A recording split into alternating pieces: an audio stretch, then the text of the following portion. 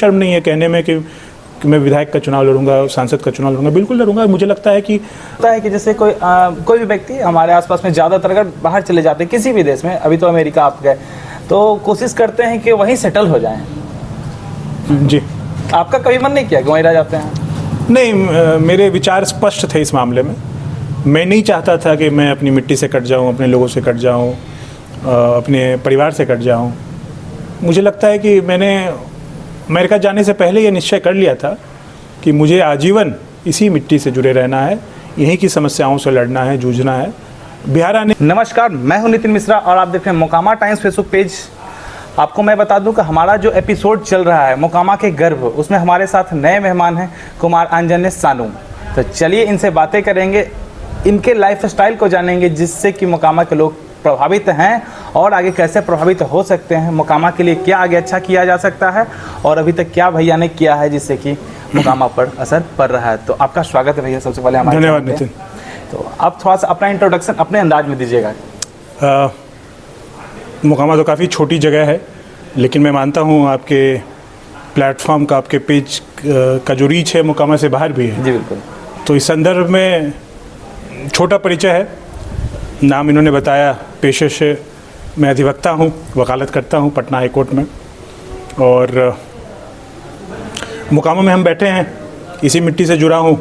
दिन प्रतिदिन यहाँ लोग आते हैं, मिलते हैं, अपनी समस्याएं बताते हैं और जितना हो सकता है उनकी समस्याओं को दूर करने की कोशिश करता हूँ। और आने वाले समय में बाकी जो जीवन बचा है उसमें अपनी मिट्टी मोकामा बिहार भारत के लिए ही समर्पित करने की योजना है। और मेरी कोशिश रहेगी कि जब तक मेरे शरीर में बल है तब तक मैं अपना काम ईमानदारी से करता रहूं। किसी और के प्रति ईमानदार होने की आवश्यकता नहीं, खुद के साथ ईमानदार होने की आवश्यकता है। किसी के लिए नौकरी करता नहीं, किसी के लिए कार्य करता नहीं हूँ, ना ही कोई जनप्रतिनिधि हूँ जो मैं किसी के प्रति मेरी जवाबदेही है। जवाबदेही खुद के प्रति है और छोटा सा जीवन है, इसको सार्थक बनाने का प्रयास लगातार जारी है। जैसा कि भैया ने बताया कि हमारा रीच मोकामा से बाहर भी है, तो बिल्कुल अब मोकामा के गर्व एपिसोड को बिहार के गर्व में बहुत जल्द बदला जाएगा और आप लोग बीच में इस बात को रख चुका हूँ। तो और बिहार से भी जो लोग हमारे साथ गर्व करने का काम कर रहे हैं उन्हें मैं अपने पेज पर लाऊंगा। तो इसी आते हुए मैं चलता हूँ भैया से पूछते हैं स्टार्टिंग शिक्षा, यानी कि शुरुआती से ही आप शुरुआत जो मोकामा से ही हुआ है शायद आपका। देखिए तो हाँ जी, तो शुरुआत से चलते हैं और आपके बचपन से कैसे प्रभावित हुए हैं आप? देखिए, जिस जगह आप बैठे हैं यही हमारा पास में दलान है। आप अभी थे वहाँ मेरे साथ, तो वहाँ शांति निकेतन नामक स्कूल संचालित हुआ करता था। मेरे चाचा जी पढ़ाते थे जी। और रामनंदन बाबू स्कूल के कर्ता धर्ता थे। मेरे परदादा जी ने उनसे बिना किसी शुल्क लिए उनको हमारा जो बंगला है वो स्कूल चलाने के लिए दिया हुआ था। और अभी भी लोग शांति निकेतन के नाम से उस जगह को जानते हैं। बिल्कुल। तो उसी स्कूल से मेरी पढ़ाई लिखाई शुरू हुई। बचपन में उसी स्कूल में पढ़ा लिखा, क्लास 2 तक यहीं रहा। फिर माता पिता जी यहाँ बिगड़ते माहौल को देखते हुए उनको लगा कि मुझे इस माहौल से थोड़ा दूर रहना चाहिए, पटना अथवा किसी और जगह जाकर पढ़ना चाहिए। तो हमारी पढ़ाई लिखाई फिर पटना में हुई, स्कूली शिक्षा हुई। पटना में कहाँ से? पटना में सेंट पॉल्स हाई स्कूल और लॉयला हाई स्कूल, इन दोनों स्कूल से। मोकामा में कहाँ तक शिक्षा? मोकामा में मेरी शिक्षा क्लास 2 तक ही हुई है। क्लास 2 तक? जी। उसके बाद मैं क्लास 3 से पटना चला गया। ऐसा मतलब क्या कमी दिखी जो क्लास 2 के बाद आपको जाना पड़ा? देखिए, वो मैं बहुत छोटा था यह निर्णय लेने के लिए मुझे कहाँ जाना है, कहाँ शिक्षा अर्जित करनी है। निर्णय मेरे माता पिता जी का था। और माहौल अभी के माहौल में क्या काफ़ी अंतर है। उसमें जानते हैं आप कानून व्यवस्था की स्थिति क्या थी। शिक्षा से बढ़कर जो हमारा माहौल था समाज में, जो अशांति थी जी, उससे कोई भी साधारण व्यक्ति, सज्जन व्यक्ति भयभीत हो जाता है। और जिसके पास संसाधन है वो सोचता है कि कहीं और बच्चों को सुरक्षित रखा जाए, उनको उस माहौल से दूर रखा जाए। देखिए, सिर्फ व्यक्ति को ही खतरा नहीं होता, उसके विचारों पे भी प्रभाव पड़ता है उस माहौल का। तो मुझे लगता है, हालांकि मैंने इस विषय में बहुत बातचीत नहीं की अपने माता पिता जी से, लेकिन मुझे लगता है उनको ऐसा लगा होगा कि मैं इस माहौल से थोड़ा दूर रहूं ताकि मेरे विचार प्रभावित ना हो। तो उनकी कोशिश थी और काफ़ी मेहनत किया उन्होंने।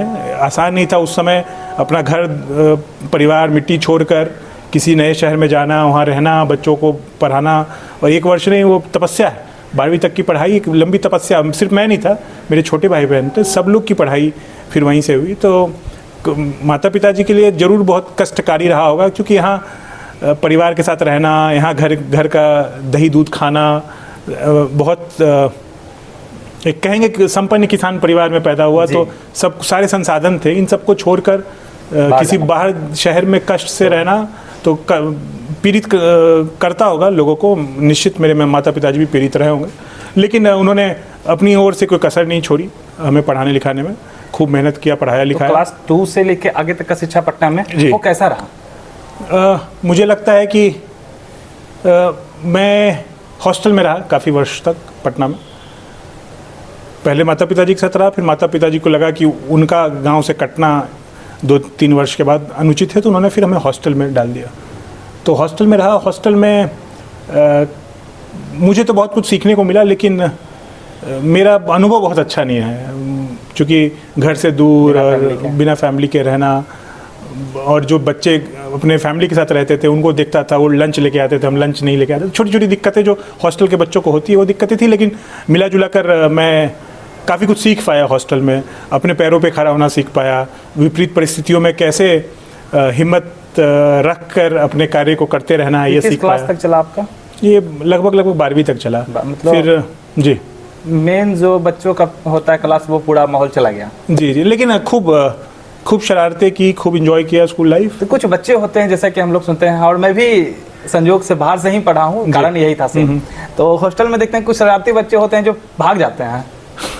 हम भी खूब कहानियां सुनते थे कि कोई सीनियर सुपर सीनियर थे हॉस्टल में, जो कि हॉस्टल की दीवार को फान कर चले गए और हॉस्टल की लाइन से चुपके से निकल के कहीं चले गए। आपको कभी मन नहीं करता था कि हम भी घर भाग जाते? जी नहीं, चूंकि मेरे भाई बहन थे उसी हॉस्टल में, मैं भाग जाता तो उनका क्या होता, मैं सबसे बड़ा था और बाकी वो छोटे थे, और मुझे लगता था कि भाग के भी जाएंगे तो माता पिता ज़्यादा इंटरटेन नहीं करेंगे हमें, तो हमें पहुँचा ही देंगे वापस। तो इसीलिए ये सब मतलब बहुत ही शांत स्वभाव का बालक था, तो इतनी उत्तेजना नहीं थी मेरे मन के अंदर कि मैं कुछ ऐसा करूं जिससे काफ़ी मुश्किल का सामना करना पड़े। इसीलिए कभी ऐसे ख्याल नहीं आए मन में। उस बीच कोई खास ऐसा कुछ हुआ जो आपको पूरा एकदम हिला दिया, झकझोर दिया, या फिर बहुत अच्छा हो गया जो? नहीं, मुझे नहीं लगता है कि कुछ भी ऐसा एक्स्ट्रा ऑर्डिनरी मेरे साथ हुआ। एकदम आराम से? जी, आराम से, जैसे स्मूथली बच्चे स्कूल जाते हैं, घर आते हैं, खाना पीना खाते हैं, पढ़ाई करते हैं, उसी प्रकार 12वीं तक रहा। हाँ, मतलब 12वीं कक्षा में जब मैं लॉयला हाई स्कूल 11वीं में गया तो स्कूल में थोड़ा शरारती था, बॉयज़ स्कूल था वहाँ, मतलब शरारत करने की शैली थी वहाँ बच्चों में, तो थोड़ा शरारत, छोटे मोटे शरारत किए मैंने, लेकिन कुछ भी ऐसा अचंभित करने वाला या दुनिया बदलने वाला मैं नहीं कर पाया वहाँ पे। तो क्लास 12 तक ही रहा। अब 12 के बाद का जो हुआ? देखिए, 12 के बाद मुझे कुछ ऐसी शिक्षा अर्जित करनी थी जिसका सामाजिक सरोकार हो जी। मैं नहीं चाहता था कि मैं एक डिग्री लेके अपनी नौकरी चाकरी करूं और समाज से, परिवार से कट जाऊं।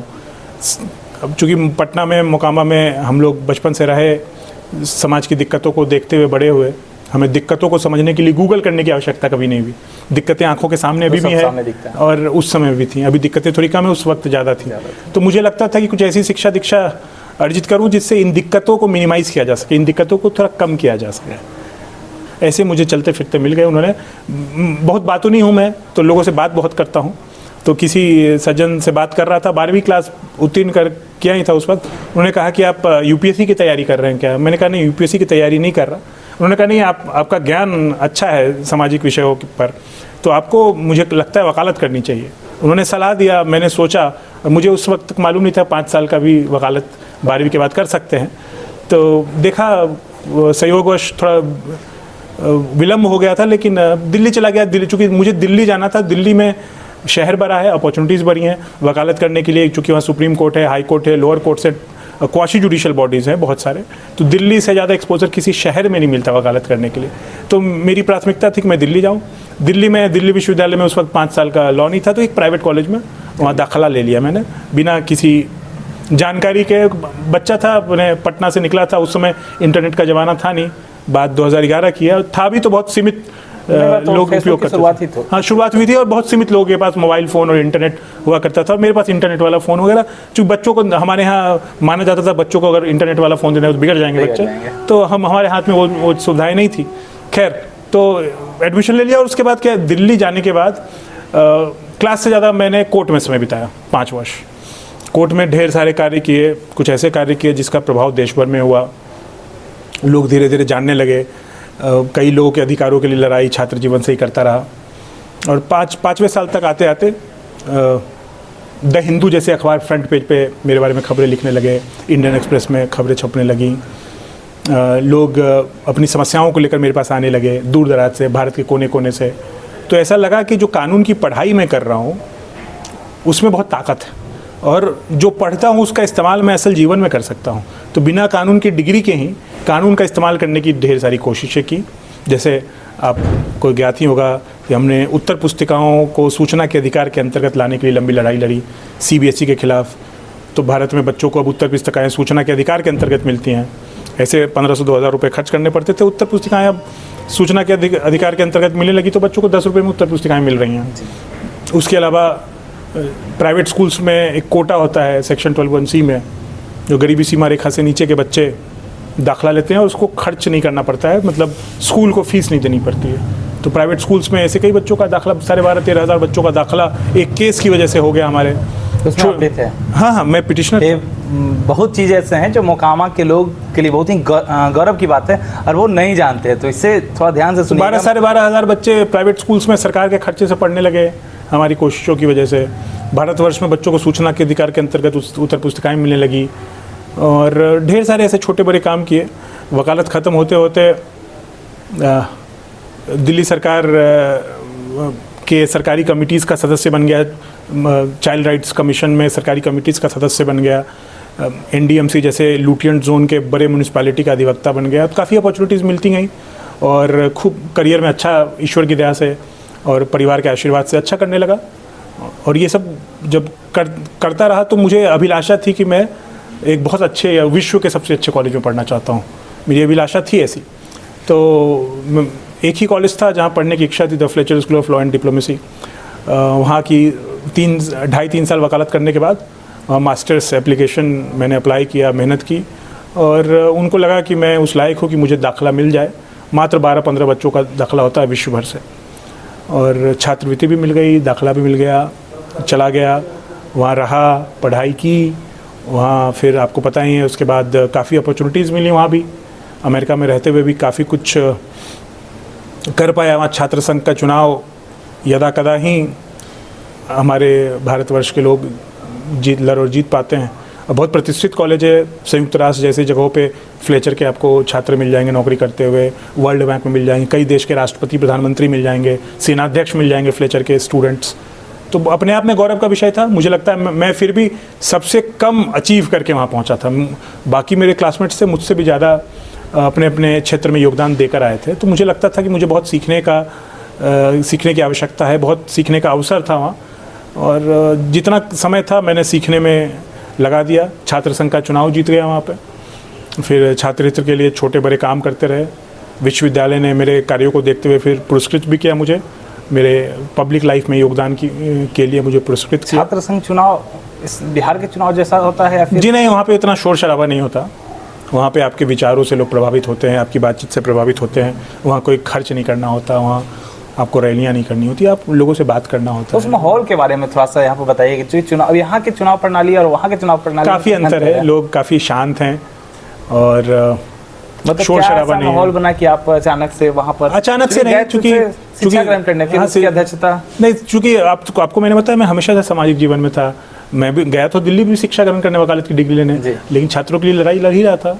ऐसा नहीं है कि अचानक कुछ कोई भी होंगे, अचानक कोई ऐसा नहीं है कि कोई दिव्य स्वप्न आया और मैं कुछ कर लिया। मैंने नहीं, लगातार उसके पहले भी 8 वर्षों से मैं लगातार मैं छात्रहित में, युवा हित में कार्य कर रहा था, कोशिश कर रहा था। अब कितना किया नहीं किया वो तो कैसे विषय लड़ने का कहाँ से हुआ? मुझे लगता है चूँकि मतलब भारत में भी ऐसी कोई व्यवस्था नहीं थी उस वक्त जहाँ मैंने, चूँकि आपको बताया मैंने कोर्ट में ज़्यादा समय खर्च किया, कॉलेज वगैरह में समय बहुत कम दिया, और साधारण प्राइवेट कॉलेज से पढ़ाई की थी यहाँ पे, तो बहुत वहाँ मौका नहीं था कि कुछ मैं कर पाऊँ। चूँकि बड़े कार्य कर रहा था, छात्रित्व देश भर की लड़ाइयाँ लड़ रहा था, तो वो शायद मैंने मिस कर दिया।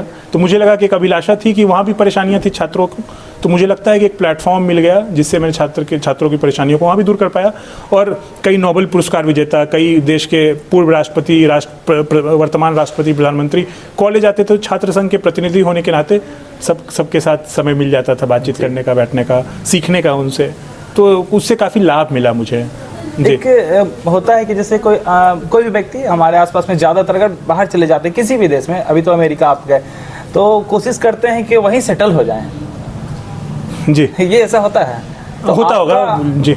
आपका कभी मन नहीं किया कि वहीं रह जाते हैं? नहीं, मेरे विचार स्पष्ट थे इस मामले में। मैं नहीं चाहता था कि मैं अपनी मिट्टी से कट जाऊं, अपने लोगों से कट जाऊं, अपने परिवार से कट जाऊं। मुझे लगता है कि मैंने अमेरिका जाने से पहले ये निश्चय कर लिया था कि मुझे आजीवन इसी मिट्टी से जुड़े रहना है, यहीं की समस्याओं से लड़ना है, जूझना है। बिहार आने की बहुत तुरंत कुछ वर्षों में, मतलब पढ़ाई के 1-2 वर्षों के बाद बिहार आने की योजना नहीं थी, ईमानदारी से बताऊं।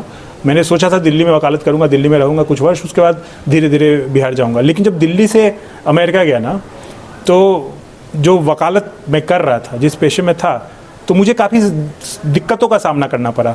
अपने सारे केसेस छोड़ के अमेरिका जाना पड़ा। क्लाइंट्स के प्रति आप उत्तरदायी होते हैं, आपके पास दुनिया भर का काम होता है, और उस बीच में ब्रेक लगा देना और फिर कहीं और चले जाना, और किसी के जीवन का प्रश्न है, किसी के बिजनेस का प्रश्न है, किसी के बच्चों के भविष्य का प्रश्न है, सब की जिम्मेदारी आपके हाथों में थी। और फिर आप चले गए पढ़ने बाहर। अब फिर बाहर चले गए तो जो दिक्कतें हुई उनको भी और मुझे भी, हाँ, दिक्कत ना हो। मेरे सहयोगी, सहपाठी, मित्र सब लोग मेरी जगह पे काम कर रहे थे, लेकिन थोड़ी परेशानी हुई मुझे लगा एक बार फिर मैं दिल्ली चला जाऊँ वापस, वो अपना काम शुरू कर दूँ, मैं ज़िंदगी में फिर कहीं नहीं जा पाऊँगा। इसलिए मैंने निश्चय लिया, हालांकि बहुत कठिन था मेरे लिए ये निश्चय लेना कि मैं वापस बिहार आ जाऊँ। बताया कि मैंने दूसरी तीसरी के बाद बिहार में कोई पढ़ाई नहीं की और कभी रहा नहीं पूर्णतः। छुट्टियों में जैसे साधारण विद्यार्थी आते हैं वैसे ही आता था अपने घर, छठ में, दुर्गा पूजा में, दिवाली में, होली में। उसके अलावा बहुत कम ही आना जाना होता था, तो कठिन निश्चय था मेरे लिए। आगे वापस आ गया तो कोई कंक्रीट प्लान नहीं था, बस था कि जो अपनी शिक्षा दीक्षा है, जो अपनी बुद्धि शक्ति है, उसको अपने लिए तो लगाना ही है, साथ साथ अपने अलावा अपने समाज के लोगों के लिए लगाना है, कोशिश करना है कि उनकी भी उन्नति हो मेरी उन्नति के साथ साथ। और जो थोड़ी बहुत दिक्कतें हैं उनकी दिक्कतों को दूर करता रहूँ, माध्यम जो भी हो, चाहे कोर्ट हो, चाहे ज़मीनी लड़ाई हो, चाहे संघर्ष हो, चाहे किसी को शिक्षित करना हो, माध्यम कई हैं। और सारे माध्यमों की वजह से, सारे माध्यमों का इस्तेमाल करते हुए काम तो निरंतर जारी है। आप देख ही रहे, पिछले 4-5 वर्षों से यहीं हूँ, लगातार कोशिश कर रहा हूँ छोटे बड़े कार्यों आगे का क्या प्लान है? आगे बस वही जो कर रहा हूँ करता रहूँगा जी। शायद आपको पता होगा मोकामा में कुछ आपके प्रति माहौल बनता है बार बार। किस प्रकार का माहौल बनता है? इलेक्शन को लेकर नहीं, देखा जाएगा। अगर युवाओं में कहीं ना कहीं आपके प्रति वो अट्रैक्शन है, क्योंकि मैं तो मार्केट में रहता हूँ, घूमता टहलता, बहुत लोगों में ये अट्रैक्शन है कि आगे आने वाले समय में आप देखे जा सकते हैं विधानसभा में। देखिए, कल का तो किसी को नहीं मालूम, कल क्या होगा, विधानसभा में रहूँ, लोकसभा में रहूँ, कहाँ चला जाऊँ या अपने घर में रहूँ, कोई आपकी क्या इच्छा है? मेरी इच्छा है कि जो मैं कार्य कर रहा हूँ करता रहूँ, माध्यम कुछ भी हो। मुझे कोई परहेज नहीं है विधानसभा लोकसभा में जाने से, और मुझे पता है कि मोकामा में बदलाव के लिए कुछ आवश्यक चीज़ें जो आपको नज़र आती है जो करना बहुत ज़रूरी है। देखिए नितिन जी, जहाँ तक बदलाव की बात है, आपको पता है कि मेरे परिवार में सभापति का चुनाव मेरे चाचा जी ने अभी जीता है। उसके बाद प्रत्यक्ष रूप से ही कार्य तो कर ही रहा हूँ। मोकामा में ऐसी सैकड़ों नालियाँ हैं जो पिछले 40-50 वर्षों से साफ़ नहीं हुई थी। दिन रात देखिए यहाँ लोग लगे रहते हैं सफाई करने में, रोडों की सफाई होती रहती है, सड़कें बन रहे हैं। अब नगर निकाय या किसी पंचायत बिहार भर में कहीं चले जाएं, कोई कह दे कि प्रधानमंत्री आवास योजना का जो पैसा है, कोई कह दे कि हमको पूर्ण 100% मिल जाता है, तो नहीं है, बहुत मुश्किल होगा। लेकिन आप मोकामा में देखिए, पिछले 1 वर्ष में जिन लोगों के पास भी प्रधानमंत्री आवास योजना में जिन लोगों के पास भी पैसा आया हो, चूँकि सरकार तो सीमित पैसा भेजती है, जितना पैसा भेजती है वही आप दे सकते हैं आगे, तो जितने भी लोगों के पास राशि आई है, कोई कह दे कि उससे किसी ने 1 रुपया का डिमांड किया और उसने वो डिमांड पूरा कर दिया। हमने सुनिश्चित किया है कि किसी को आवास योजना में 1 रुपया किसी को घूस नहीं देना पड़े। उसके लिए लड़ाई लड़नी पड़ी है, उसके लिए संघर्ष करना पड़ा है। आप सत्ता में आ जाने के बाद भी जो पूरी व्यवस्था है, पूरी व्यवस्था आपके अनुकूल नहीं चलेगी, आपको उस व्यवस्था के साथ साथ जनहित के कार्यों में लगना है। तो देखिए, आज ये हमने सपना देखा था, आज सच्चाई है। प्रधानमंत्री आवास योजना में किसी को पैसा नहीं देना पड़ रहा है। नगर निकाय इकलौता मोकामा ऐसा है जो स्वास्थ्य की सुविधा शुरू करने जा रहा है। पता नहीं आपको जानकारी है कि नहीं। अगले 10-15 दिनों में मोकामा में एक हेल्थ सेंटर शुरू होने वाला है नगर परिषद की तरफ से। ये जी, कहाँ पे? मोकामा में बाजार में खादी भंडार हुआ करता था बाजार में, उसी बिल्डिंग। जी, मरम्मत हो रही है, रिपेयरिंग हो रही है। हाँ, तो वो नगर परिषद या कोई भी नगर निकाय इकलौता है उनमें से एक मोकामा जहाँ स्वास्थ्य सुविधा प्रदान करने की शुरुआत हो रही है। बहुत अच्छी चीज़ है। जी, उसके लिए हमने अपनी पूरी शक्ति लगा दी। हमने अपने कानून का ज्ञान, अपनी ऊर्जा, अपनी पहुंच, अपनी ताकत सब लगा दी और 10-15 दिनों के अंदर स्वास्थ्य सुविधा नगर परिषद मोकामा अपने नागरिकों को प्रदान करने जा रहा है।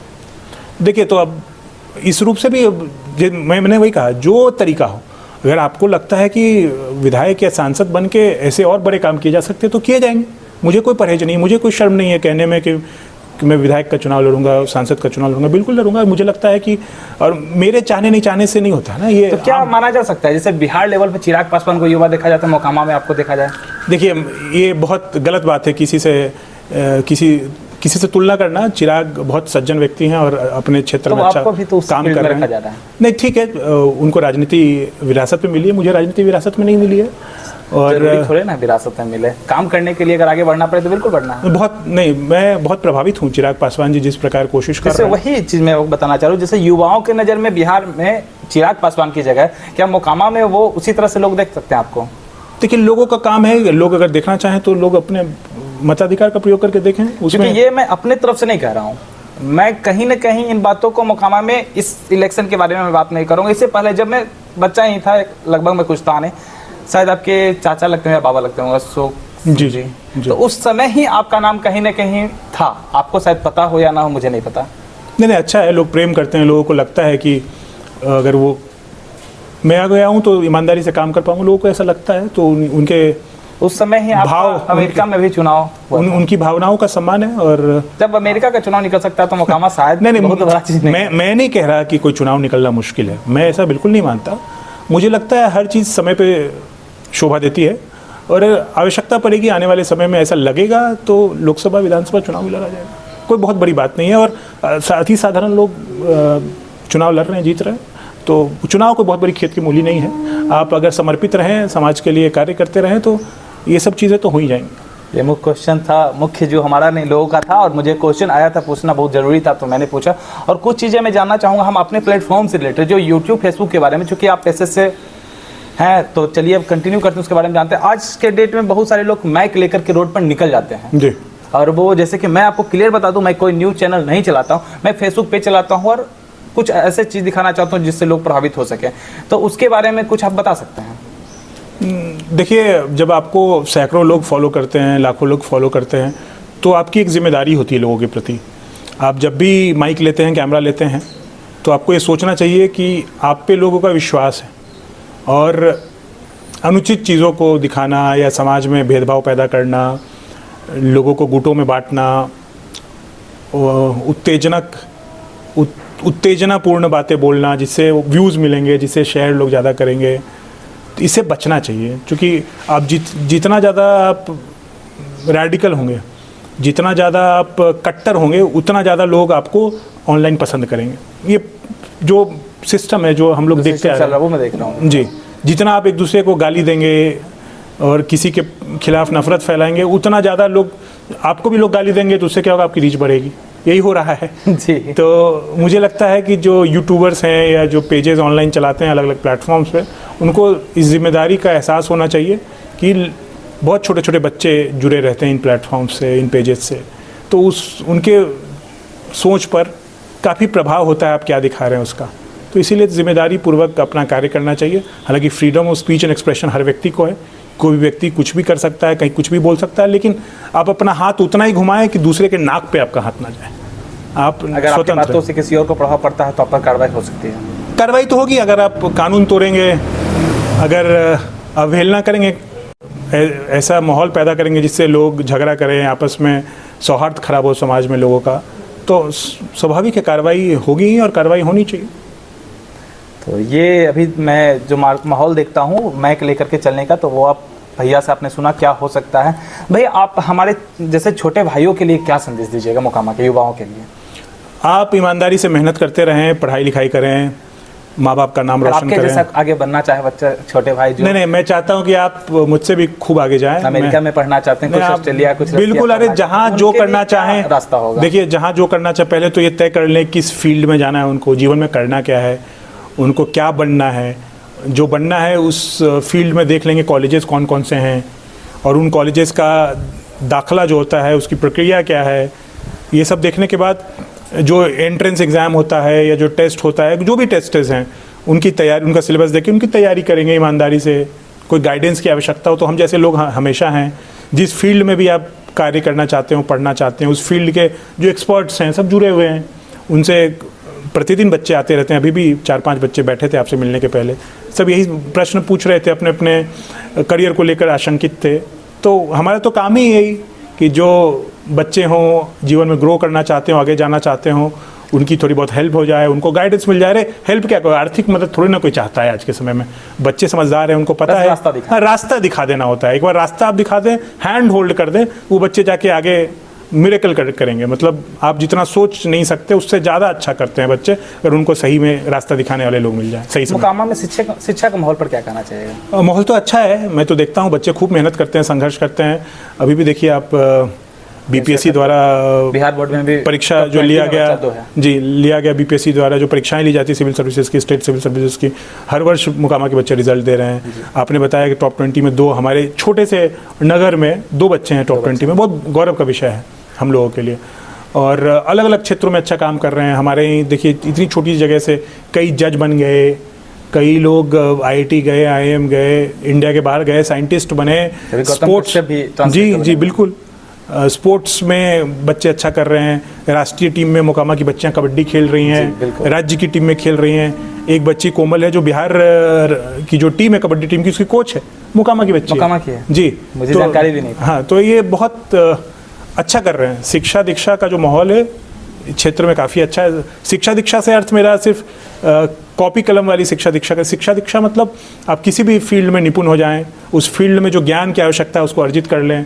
अभ्यास के माध्यम से या कुछ सीखने के माध्यम से।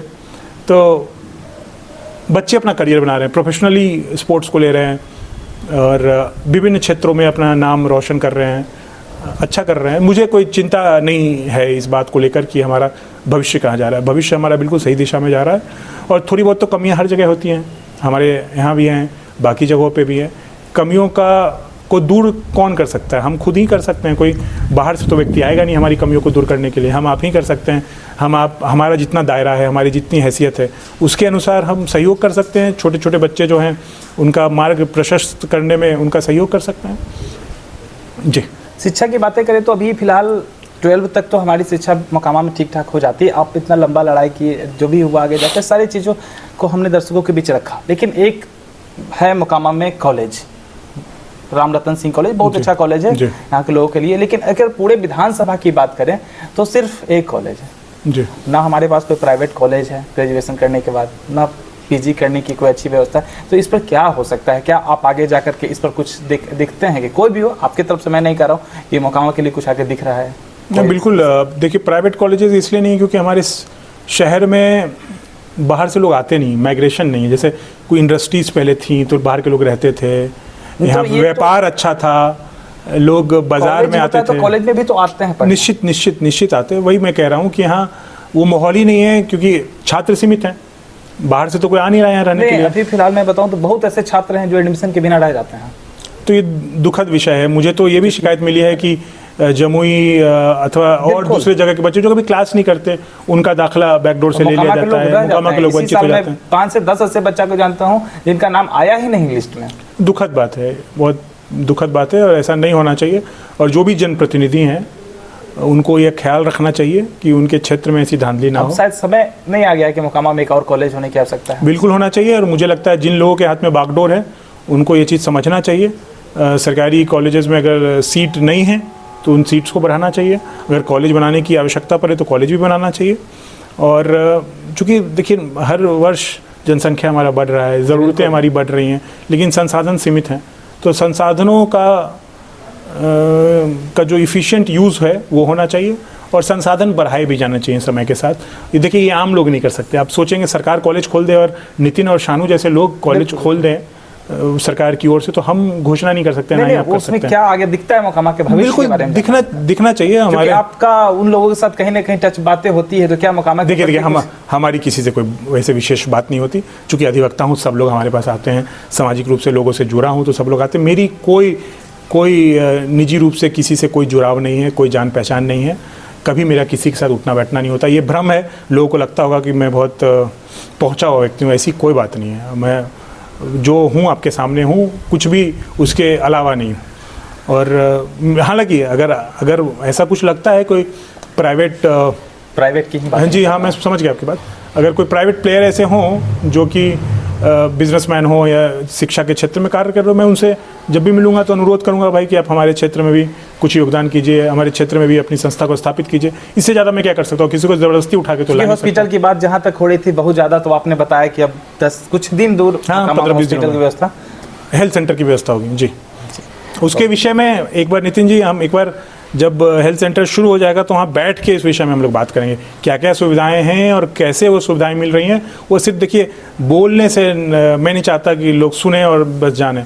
जब वहाँ बैठेंगे और व्यवस्थाएं वहाँ मिलेंगी लोगों को, और वो जब दृश्य दिखेगा आपके प्लेटफॉर्म पे, लोगों को बड़ा आनंद आएगा, फिर लोग आकर देख पाएंगे स्वयं। तो अभी इस विषय में ज़्यादा बात नहीं करना चाहता हूँ। 15-20 दिन लोग अगर रुक जाएं तो 15-20 दिनों के बाद खुद खादी भंडार में आके देख सकते हैं क्या व्यवस्था प्रदान की जा रही है, और आप भी आ सकते हैं और वहाँ बैठ के हम लोग चर्चा कर सकते हैं इस विषय पर। तो हमारे दर्शकों को आपकी तरफ से कुछ कहना होता? प्रेम से रहें।